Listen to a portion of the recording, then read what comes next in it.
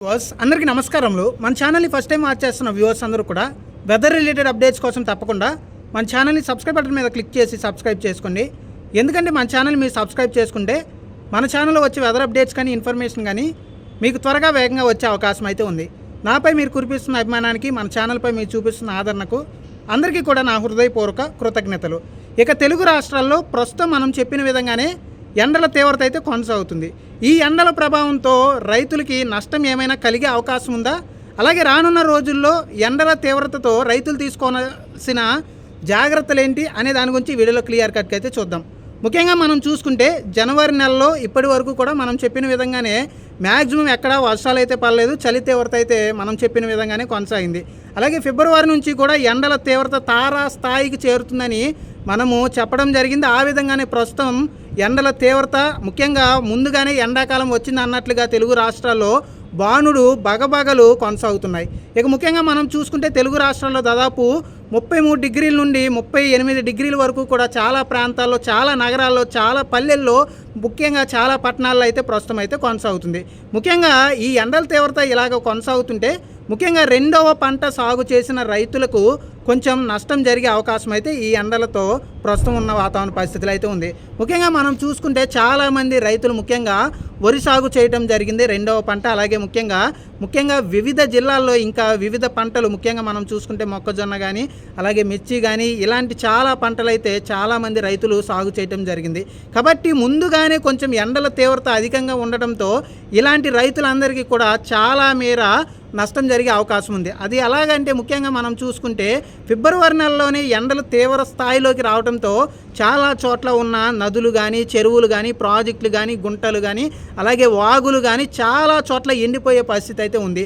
ఏదైతే ముఖ్యంగా మనం చూసుకుంటే చెరువుల మీద, అలాగే ముఖ్యంగా వాగుల మీద, అలాగే ప్రాజెక్టుల మీద ఆధారపడి రెండవ పంట సాగు చేసిన రైతులు ఉన్నారో వాళ్లకు పూర్తిగా కూడా ఈ వర్షాలు లేకపోవటం వల్ల, ముందుగానే ఎండల తీవ్రత అధికంగా రావటం వల్ల, ఆ నీళ్లు ఎండిపోవటం వల్ల ముఖ్యంగా వాళ్ళ పంట భూమి కాస్త పూర్తిగా కూడా ఎడారిలాగా కొన్ని ప్రాంతాల్లో మారడానికి కూడా సూచనలు అయితే ఉన్నాయి. కాబట్టి భూదేవి పూర్తిగా కూడా ఎప్పుడెప్పుడు వర్షం వస్తుందా అన్నట్లుగా అలమటించే అవకాశం ఉంది. రైతులు కూడా వర్షం పడితే బాగుండు కొంచెం అన్నట్లుగా ఆలోచించే పరిస్థితి అయితే ముఖ్యంగా రెండవ పంట సాగు చేసిన రైతులు ఆ విధంగా పూర్తిగా ఆలోచించే పరిస్థితి అయితే రానున్న రోజుల్లో రానుంది. ముఖ్యంగా రెండవ పంట సాగు చేసిన రైతులందరూ కూడా నీళ్లను జాగ్రత్తగా వాడుకోవాల్సిన పరిస్థితి అయితే వ్యవసాయానికి అయితే ఉంది.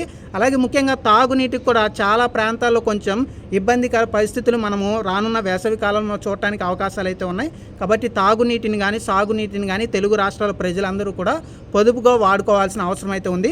వర్షాలు అయితే ప్రస్తుతానికైతే ఎక్కడా కూడా లేవు. మార్చ్, ఏప్రిల్, మే నెలలో వర్షాలు మనం చెప్పిన విధంగానే మొదలవుతాయి. ఆ వర్షాలు మొదలైనప్పుడు మీకైతే అప్డేట్ అయితే ఇస్తాను. ప్రస్తుతానికి ఫిబ్రవరి 20 వరకు కూడా ఎలాంటి వర్షాలు అయితే లేవు.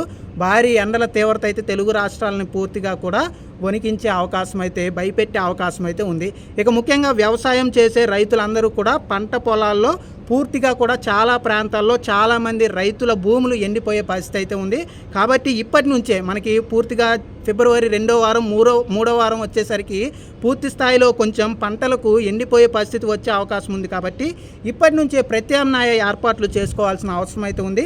చాలా ప్రాంతాల్లో ఫిబ్రవరి 3వ వారం, 4వ వారం ఈ సమయానికి పూర్తిగా కూడా ఎండలు పూర్తిగా కూడా పతాక స్థాయికి చేరుకునే పరిస్థితి ఉంది. కాబట్టి ఎండలు తీవ్ర స్థాయిలో ఉండటం వల్ల పూర్తిగా కూడా నీళ్ల కరువు, పంటలకు తడి లేని పరిస్థితి అయితే చాలా ప్రాంతాల్లో వచ్చే సూచనలు అయితే ఉన్నాయి. కాబట్టి దీన్ని దృష్టిలో పెట్టుకుని తెలుగు రాష్ట్రాల వరి రైతులు కానీ, మొక్కజొన్న కానీ, అలాగే ఇతర పంటలు సాగు చేసిన రైతులందరూ కూడా ఇప్పటి నుంచే ముఖ్యంగా ప్రత్యామ్నాయ ఏర్పాట్లు, ఏ విధంగా అయితే వ్యవసాయ సాగుకి నీళ్లు కావాలి అనే దాని గురించి ఆలోచించి ముందుగానే తగిన చర్యలు తీసుకోవాల్సిన అవసరం అయితే ఉంది. ఎందుకంటే వర్షాల వల్ల ప్రస్తుతం అయితే మనము మొదటి పంటలో చాలామంది రైతులు నష్టపోయారు.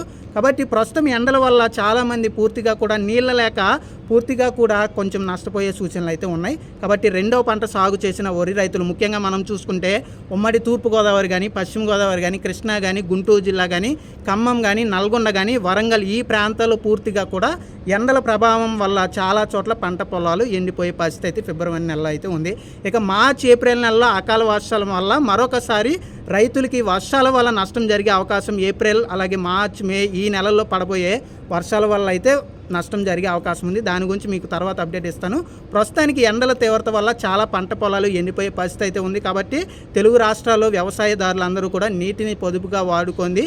అలాగే తెలుగు రాష్ట్రాల్లో కొన్ని చోట్ల కొన్ని పట్టణాల్లో తాగునీరుకి కొంచెం ఇబ్బందికర పరిస్థితి కూడా వచ్చే అవకాశం ఉంది. కాబట్టి తెలుగు రాష్ట్రాల ప్రజలందరూ కూడా తాగునీటిని అలాగే ముఖ్యంగా నీళ్లను పొదుపుగా అయితే వాడుకొని ఈ వేసవిని పూర్తిగా దాటడానికి అవకాశం అయితే ఎక్కువగా అయితే ఉంది. ఇది ఓవరాల్గా తెలుగు రాష్ట్రాల్లో రానున్న రోజుల్లో రైతులు తీసుకోవాల్సిన జాగ్రత్తలు ఏ విధంగా ఉన్నాయి అనే దాని గురించి ఒక క్లియర్ కట్ అప్డేట్. అలాగే ముఖ్యంగా మనం చూసుకుంటే ప్రజలందరూ కూడా చాలా ముఖ్యంగా అలర్ట్గా ఉండాల్సిన అవసరం అయితే ఉంది. మధ్యాహ్నం సమయంలో ఎండల తీవ్రత పతాక స్థాయికి అయితే చేరుకుంటాయి. దాదాపు సీమ కానీ దక్షిణ కోస్తా అలాగే కోస్తాంధ్ర మొత్తం తెలంగాణలో 34 నుంచి 39 డిగ్రీల మధ్యలో అత్యధికమైన ఉష్ణోగ్రతలు ఫిబ్రవరి నెలలోనే నమోదవుతాయి.